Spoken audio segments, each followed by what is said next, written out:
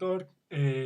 Bueno, le voy a presentar acerca de los diferentes tipos de aislamiento. También vamos a revisar un poco de los conceptos de qué es aislamiento y las medidas que se deben tomar con cada uno de ellos. Entonces podemos comenzar.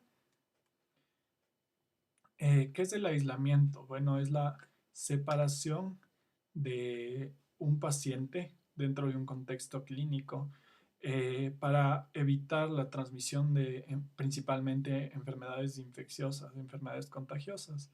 Entonces, bueno, vamos a ver dentro de esto que hay varios tipos de aislamientos y que estos van a depender de la vía de transmisión de los patógenos, de los fluidos con los que se puede entrar en contacto y lógicamente todas las medidas que se van a tomar van para intentar no estar en contacto con estos fluidos que hablamos. Entonces, bueno, por un lado tenemos las precauciones de estándar, que ya voy a explicar más adelante qué son, pero más o menos es para no entrar en contacto con la sangre, con los fluidos, con la piel no intacta, las mucosas, que es algo eh, muy común, que no queramos estar en contacto con la sangre del paciente, con los fluidos, pueden ser heces, orina, vómito y, bueno, piel intacta y mucosas. Sin embargo, hay otras que son basadas en la transmisión. eh, y esto es basadas en la transmisión en las vías de transmisión de los patógenos, como estábamos hablando antes. Entonces, estas van a ser por contacto, por gotas respiratorias y por vía aérea. Son los principales formas de aislamiento que tenemos dentro de un contexto clínico. Por un vehículo común, que es en pocas por fomites, o por dispositivos que se usen en común con el paciente y por vectores, es muy poco común que se den dentro de un contexto clínico. Entonces, vamos a revisar las demás.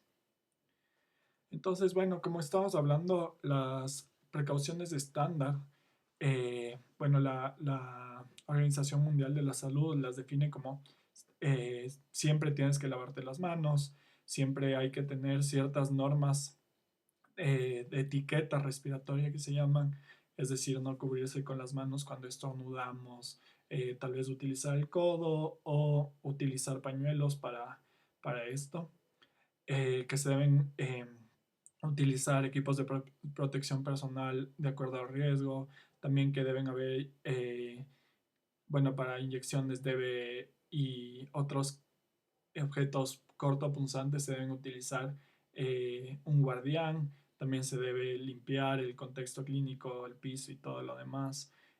También la ropa sucia se debe lavar y también los desechos deben ser separados. Estas son las precauciones que siempre se debe tener.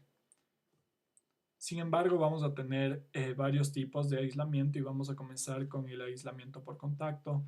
Aquí tenemos la ficha que se pone en los hospitales dentro de aquí del Ecuador cuando es necesario este tipo de aislamiento y que nos da una guía rápida. Vamos a ver que cada tipo de aislamiento tiene esto.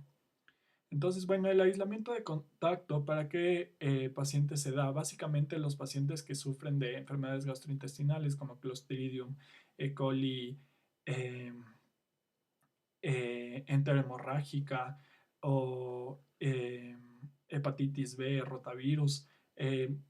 También vamos a tener en los virus respiratorios, pueden ser los enterovirus, los virus para influenza en la piel, puede ser la difteria que sería cutánea, no la faringia, el impétigo, abscesos y otros más. Entonces aquí podemos ver ejemplos de enfermedades que podrían precisarlo, como la sarna, el impétigo, diarreas.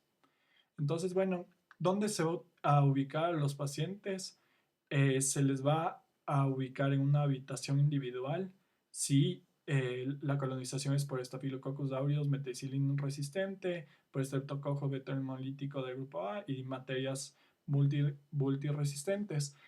Vamos a ver el concepto de cohorte, que es poner a los pacientes que tienen la misma infección dentro de un mismo cuarto, pero siempre conservando un metro entre ellos Y también podríamos tener una antesala en la cual podemos lavarnos las manos y demás, que es el siguiente punto. Siempre hay que realizar un lavado correcto de manos y cambiar de guantes si se producen procedimientos sucios, como cambiar, hacer una curación, estar en contacto con materia fecal. Y una vez que los dejamos de utilizar, hay que sacarse esos guantes, botarlos y volvernos a lavar las manos para evitar la transmisión a otros. En cuanto a las batas, que también son una barrera para que no tomen en contacto con la ropa, se va a hacer en los pacientes incontinentes que tienen diarrea y entonces vamos a tener una barrera extra para no tener contactos con los fluidos. Igualmente se debe colocar al entrar y sacarse antes de salir, evitando obviamente que topes cualquier cosa del ambiente del paciente. Vamos a ver que el transporte del paciente siempre va a estar limitado cuando estos están aislados. Entonces no es solo el tenerles encerrados, sino que a veces tienen que ir a realizarse procedimientos, a, a tomografías, exámenes de imagen, principalmente que debes trasladarles. Entonces ahí debemos limitar y continuar con las precauciones, es decir, tenerle cubierta la herida, que no vaya a exponerse y manchar o contaminar otras áreas del hospital. Entonces, bueno, en cuanto al equipo no crítico, es decir, estetoscopio, oxímetro de pulso y demás, se puede compartir entre una misma cohorte, pero se debe desinfectar con alcohol y lo ideal sería tener un estetoscopio por paciente o un equipo de diagnóstico para paciente para evitar la transmisión. Y las visitas están restringidas, pero sí se pueden entrar con, con equipos de protección personal. Seguimos con el aislamiento por gotas. Esta es la ficha que se pondría dentro de los hospitales. El aislamiento por gotas respiratorias, bueno, es para enfermedades que se transmiten por gotas mayores a 5 micras o 5 micrómetros.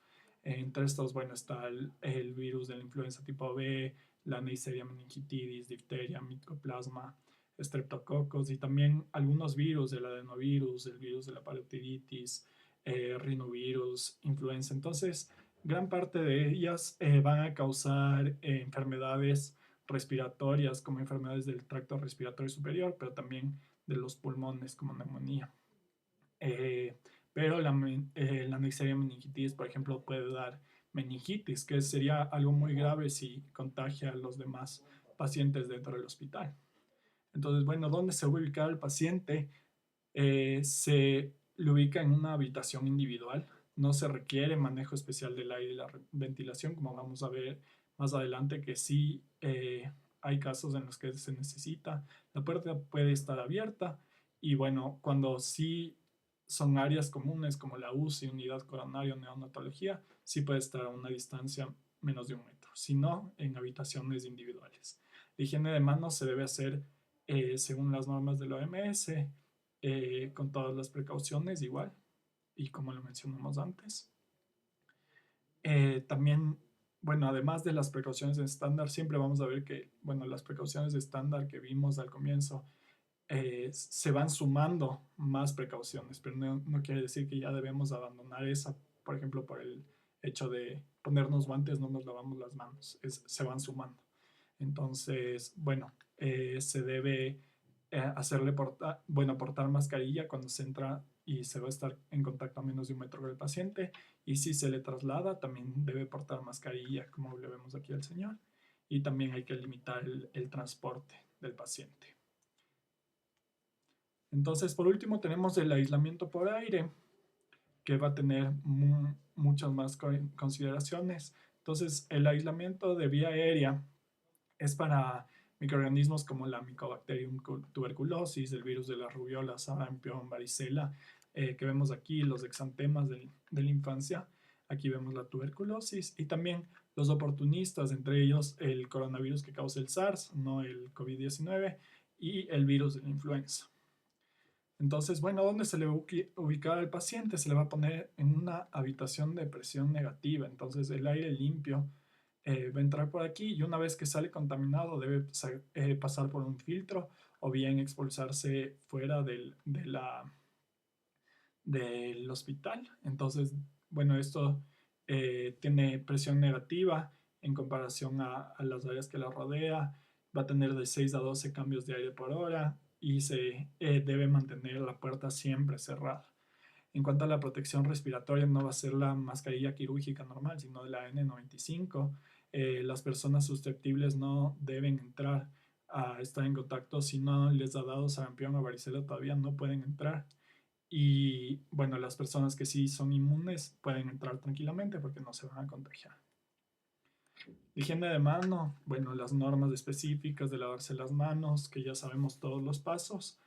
Y el transporte de pacientes debe limitarse y siempre debe colocársele la mascarilla N95.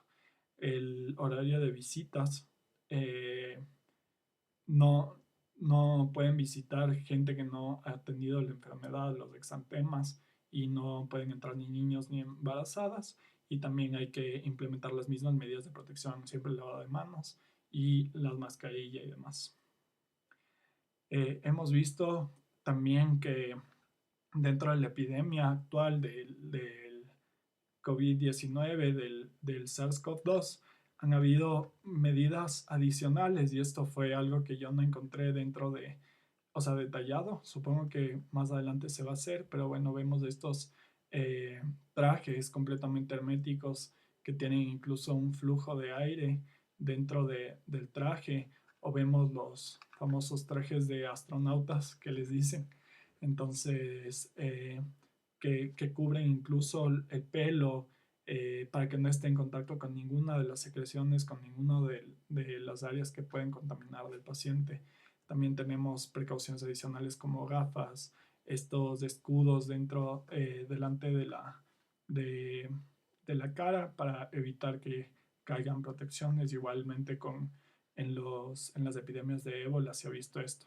Y el transporte del paciente también se va a hacer completamente en un ambiente cerrado. Entonces podemos ver que hay varios tipos de precauciones y varios tipos de, de trajes que se puede utilizar, pero ahorita están detallados básicamente estos tres tipos de aislamiento. Entonces eso sería todo y muchas gracias.